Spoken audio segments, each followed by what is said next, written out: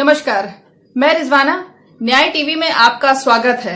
Court roundup की खबरें अब विस्तार से।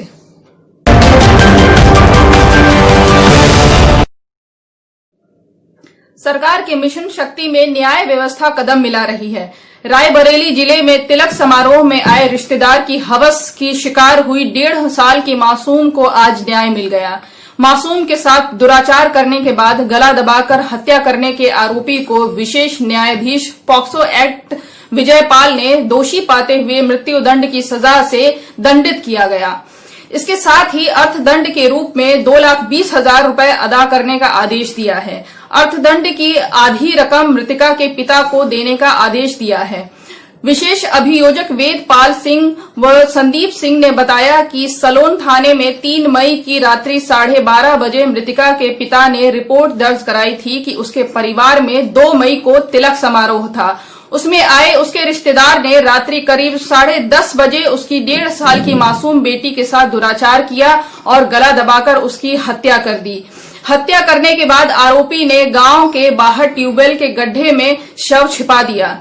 पुलिस ने उसी दिन आरोपी को पकड़ लिया। विवेचक ने आरोप पत्र न्यायालय में प्रेषित किया।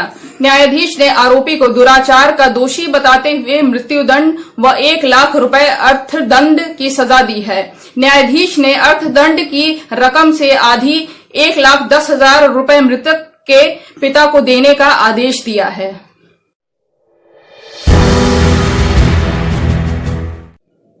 मोदी कैबिनेट ने करोड़ों लोगों को दिवाली का तोहफा दिया है। केंद्र सरकार ने लोन मैरेटोरियम की अवधि में ब्याज पर ब्याज के भुगतान वाली स्कीम को मंजूरी दे दी है। शुक्रवार देर रात को सरकार ने 2 करोड़ रुपए तक के कर्ज के लिए ब्याज पर छूट देने की घोषणा की। इस स्कीम का आम आदमी तक लाभ पहुंचाने के लिए वित्त मंत्रालय ने गाइडलाइंस जारी कर दी हैं। अब इसके तहत चक्रवृद्धि ब्याज पर और साधारण ब्याज के अंतर का भुगतान केंद्र सरकार करेगी। अभी ये मामला सुप्रीम कोर्ट में विचाराधीन है। 2 नवंबर को इस पर सुनवाई होनी है, इसलिए सरकार पहले ही इसकी जानकारी उसे ही देगी।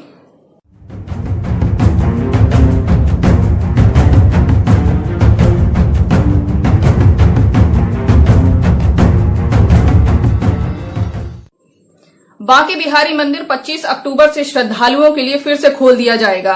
हालांकि प्रवेश द्वार के लिए ऑनलाइन पंजीकरण कराना अनिवार्य है। श्रद्धालु कोविड-19 के दिशा निर्देशों और सामाजिक दूरी का पालन कर पूजन कर सकेंगे।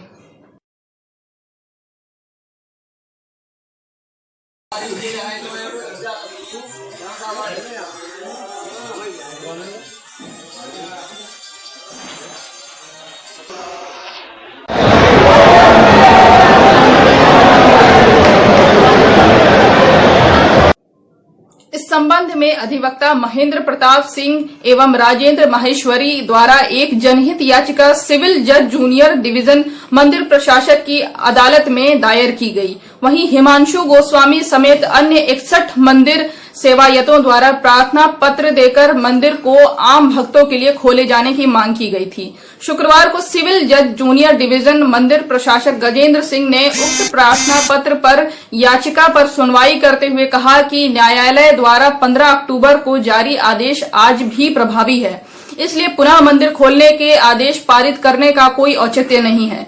अतः मंदिर प्रबंधन द्वारा पूर्व में पारित आदेश का पालन सुनिश्चित किया जाए तथा याचिकाकर्ता समेत अन्य सेवायतों को इस संबंध में सूचित किया जाए।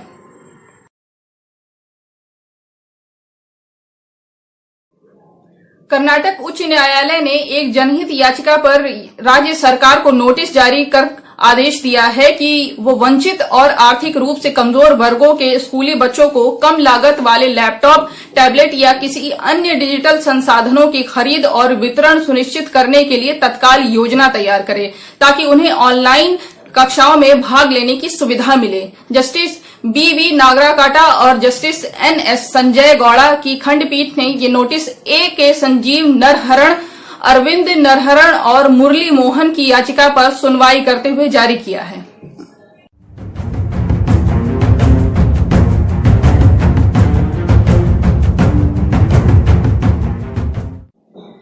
गुजरात हाई कोर्ट ने नाबालिग पत्नी द्वारा एक लड़के के खिलाफ दर्ज बलात्कार के मामले को खारिज कर दिया है। जस्टिस एएस सुपेहिया ने उसका बचपन बर्बाद करने और उन्हें इस अपमानजनक विवाद में खींचने के लिए माता पिता पर 30,000 की लागत लगाई। जज ने कहा है कि आईपीएस को पॉक्सो के दुरुपयोग की अनुमति नहीं दी जा सकती है और ऐसे माता पिता जो इस तरह की रणनीति का सहारा लेते हैं उन्हें बिना किसी जवाबदेही के आसानी से जाने नहीं देना चाहिए।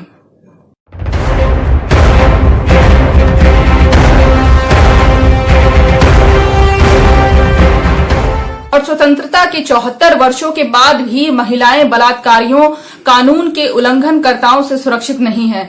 कर्नाटक हाईकोर्ट ने भारतीय दंड संहिता की धारा 376D में संशोधन की सिफारिश की है ताकि गैंग रेप के अपराध के लिए मृत्युदंड प्रदान किया जा सके। जस्टिस बी वीरप्पा और जस्टिस के नटराजन की खंडपीठ ने वर्ष 2012 में national law school of India university की छात्रा के साथ हुए सामूहिक बलात्कार के मामले में 7 अभियुक्तों को दी गई आजीवन कारावास की सजा को बरकरार रखते हुए अपने फैसले में ये सिफारिश की है।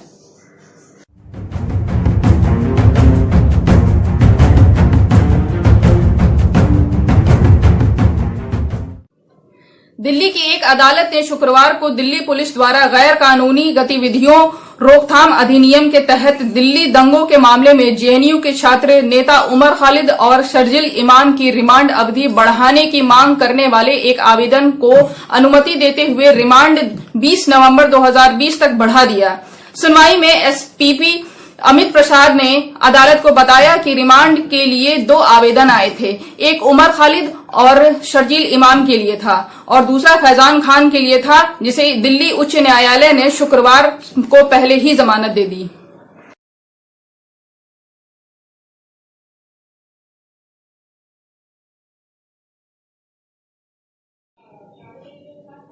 दिल्ली हाईकोर्ट ने फैजान खान को जमानत दे दी, जो दिल्ली दंगा मामले में एक आरोपी है और उसके खिलाफ गैर कानूनी गतिविधि अधिनियम के तहत केस बनाया गया था।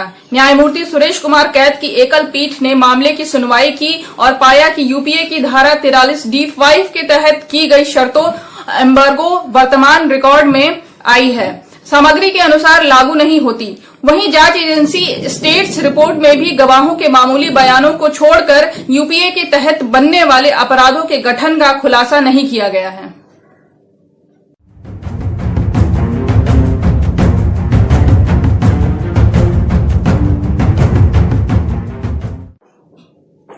मध्य प्रदेश उच्च न्यायालय ने शुक्रवार 16 अक्टूबर को एक आदेश में कहा कि सामूहिक बलात्कार के मामले में मेडिकल कोरोबोरेशन अत्यंत आवश्यक नहीं है। न्यायाधीश अखिल कुमार श्रीवास्तव की पीठ ने विशेष न्यायाधीश SC/ST एक्ट जबलपुर द्वारा पारित 9/6/2020 के आदेश के खिलाफ SC/ST अधिनियम के धारा 14A के तहत दायर अपील पर सुनवाई करते हुए ये टिप्पणी की, जिसके तहत नीचे की अदालत ने आरोपी को जमानत देने से इनकार कर दिया।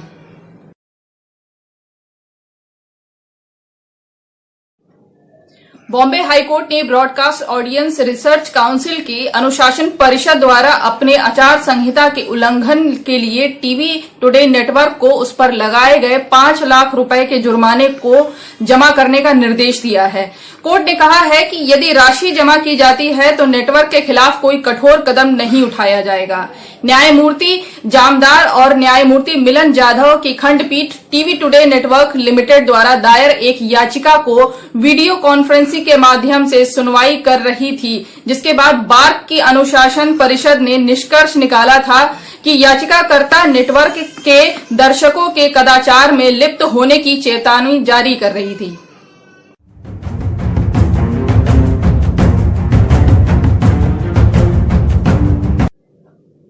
आज बस इतना ही। मुझे रिजवाना परवीन को दीजिए इजाजत। आप बने रहिए न्याय टीवी के साथ।